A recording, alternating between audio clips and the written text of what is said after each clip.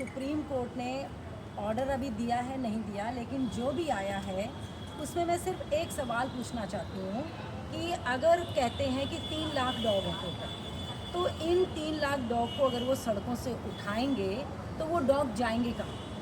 क्या इनके पास ऐसा इंफ्रास्ट्रक्चर है? क्या पहले से रेबीज शेल्टर्स हैं जहाँ पे इन बेचारे बेसहारा जो अभी तक हमारे सहारे पर हैं, क्या उनको खाना मिल पाएगा एक वक्त का भी?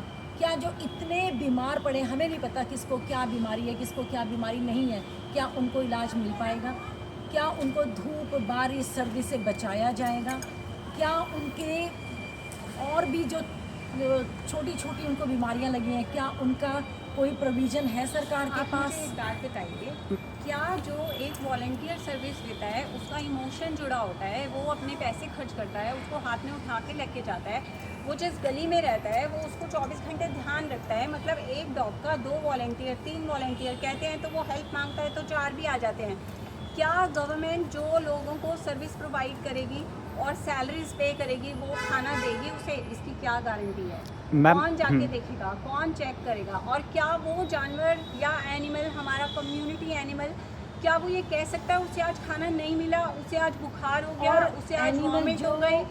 उनके केयर टेकर हैं, उनको तो उनकी ज़रूरतें फिर भी पता है क्योंकि उनको दिल से जुड़े हैं, उनकी प्रॉब्लम समझते हैं। अगर वो सरकार कोई केयर टेकर रखती है, वो जब उनके दिल में ही उनके लिए प्यार नहीं हो तो सैलरी बेस पर काम कर रहे हैं, क्या वो उनकी इन ज़रूरतों को, उनसे इमोशनल टच दे पाएंगे? इससे क्या होगा? वो कुत्ते क्या होंगे? दिमागी बीमार होंगे। और क्या होगा उसके बाद? सरकार चाहती ही है कि वहाँ जाकर कुत्तों को मार देंगे, क्योंकि कोई भी सरकार नहीं चाहेगी उन पर खर्च करना। जब हम खर्च कर रहे हैं अपनी जेब से, तब भी वो सरकारों को बर्दाश्त नहीं है, जबकि फ्री में पल रहे हैं, वो हमारी जेबों से पल रहे हैं।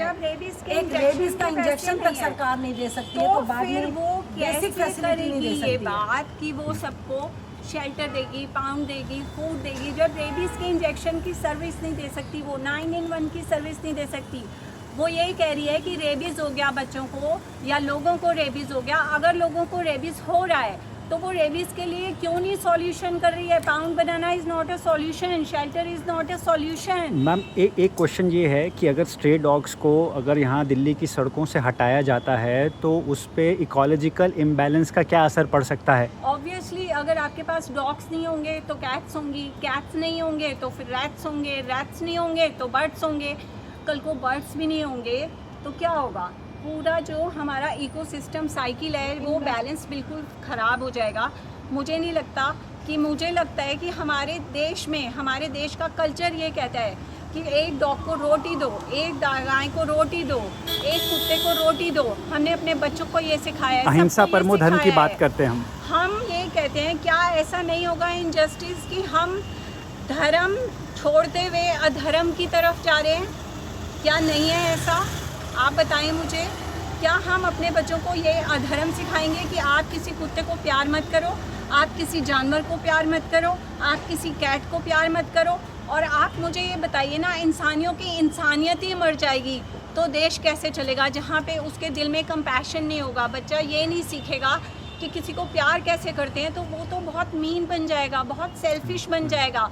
और हमारे देश की जो जनरेशन नेक्स्ट होगी वो बहुत ही ज़्यादा क्रूअल होगी, जिसे कि हम कहेंगे, जैसे कहते हैं ना हम Kalyug, that will be the actually घोर Kalyug, where no animal will be, there will be no animal in future, there will be no compassion, there will be nothing like that. कल को तो ये कहेंगे कबूतर भी हटा दो, स्टार्ट तो कर दिया इन्होंने बॉम्बे में, देखिए ना ये क्या बॉम्बे में कह दिया ना, बॉम्बे में कह दिया कबूतर नहीं होंगे, कल को आप कहेंगे कौवे नहीं होंगे, इनका भी मीट बेच सकते हैं, कल को कहेंगे डॉग का भी बेच सकते हैं, उसके बाद तो आप कहेंगे ओल्ड एज पीपल भी नहीं होंगे क्योंकि वो कुछ काम नहीं कर सकते, वो कुछ नहीं कर सकते, आप उनको इंजेक्ट दे के मार दें, ये भी कह सकते हैं। क्या राय है आपकी इस बारे में?